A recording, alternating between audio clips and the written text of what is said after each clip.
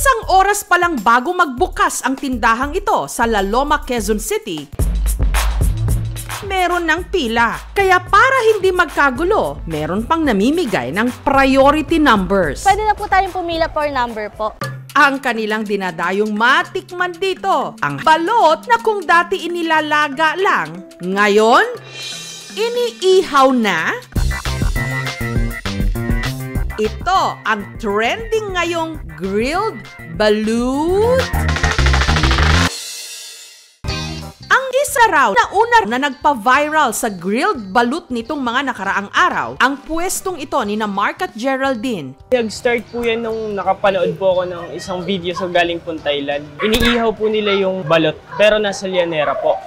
Pero para iakma sa panlasa nating mga Pilipino, sa halip na chili oil, ang inilalagay sa kanilang inihaw na balut, sweet chili garlic na personal recipe daw ni na Max. Hindi po lahat ng tao mahilig sa maanghang. Nakakasamid po kasi kapag sobrang maanghang po. Isa sa maagang nakipila, si Joanne, na dumayo pa raw mula Laguna. Nakita namin sa TikTok, na-curious lang kami para lang masatisfy yung craving. Pero worth it nga ba talaga ang pagpila para sa pinagkakaguluhan ngayong inihaw na balut? Kahit traffic, medyo mainit, sulit na sulit sa sarap. 80 trays o halos 2,400 pieces ng balut ang idinideliver kina Max kada araw.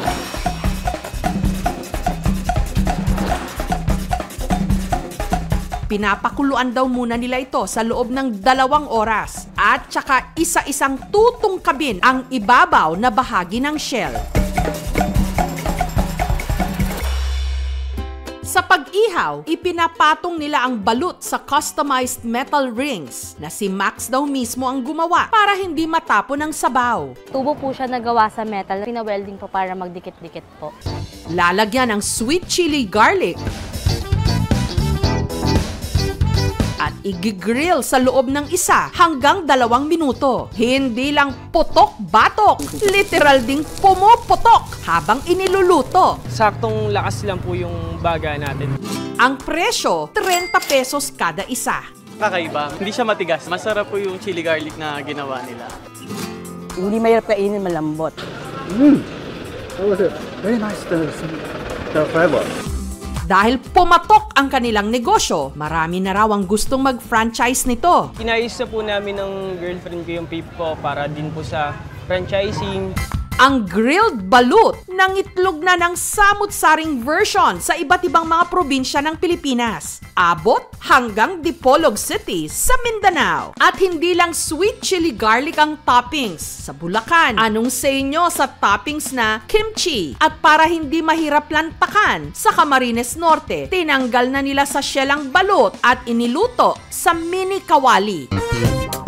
Dito naman sa Makati, ang kanilang balut tinanggal na rin sa shell at para mas madali, inihaw na sa egg tart molder.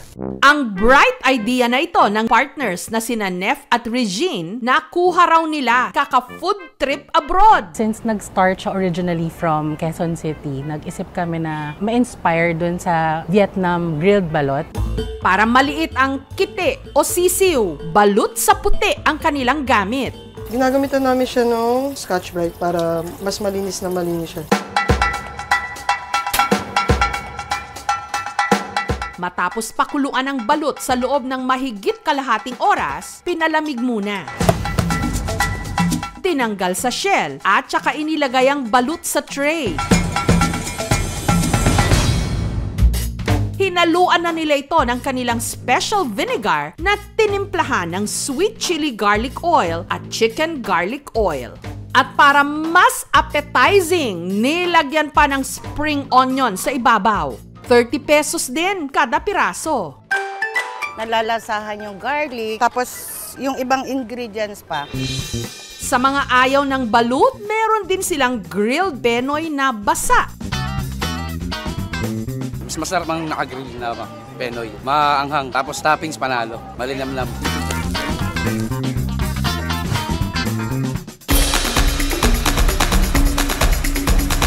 Papahuli ba ang mga taga-Maynila dito sa heaven ng mga Pinoy foodie sa Tondo? Ang grilled Penoy at balut lasang ulam na raw.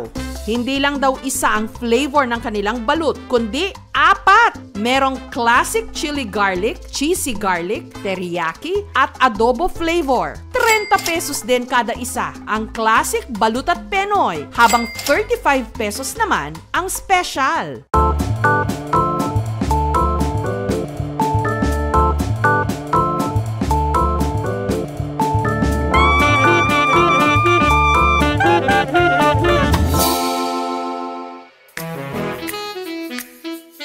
Repito ko the topic, ang sarap ng balut.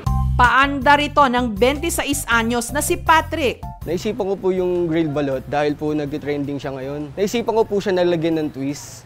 Araw-araw, nakabibenta raw siya ng 500 to 700 na piraso ng balut at Penoy na mula pa raw sa balut capital ng Pilipinas, Pateros. Sobrang laking tulong po. Kundi dahil sa social media, hindi po nila makikita yung kakaibang balot, ma'am, na may flavor. Pero para sa ilan, iba pa rin daw ang authentic na classic balut na binudbura ng asin at hinigop ang malasang sabaw. Wala namang special. Overhyped.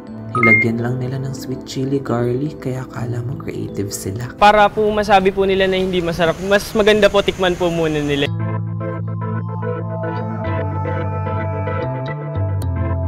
Nakaset up lahat yan na talagang kailangan po malinis lahat, mula sa pagbili hanggang sa pagluto, hanggang sa pag-serve po namin sa mga customer namin. Huwag po kayong mangamba, hindi po nakakalason ng pagkain ng balot dahil po ang cooking time po niyan, hindi naman po ganun katagal. Dahil pag tinuto po ng matagal yan, titigas po yan.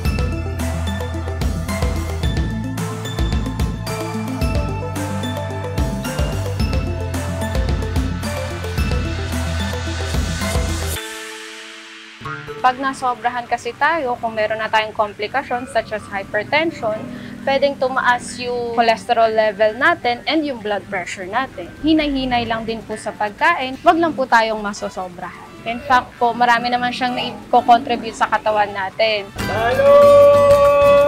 Ito na nga ba ang simula para sa mga kanto-kanto? Unti-unting magsusulputan ang mga nag-iihaw ng balut. Panibagong kabuhayan para sa marami nating kababayan. Pasyaron o pabalot naman ng balut dyan.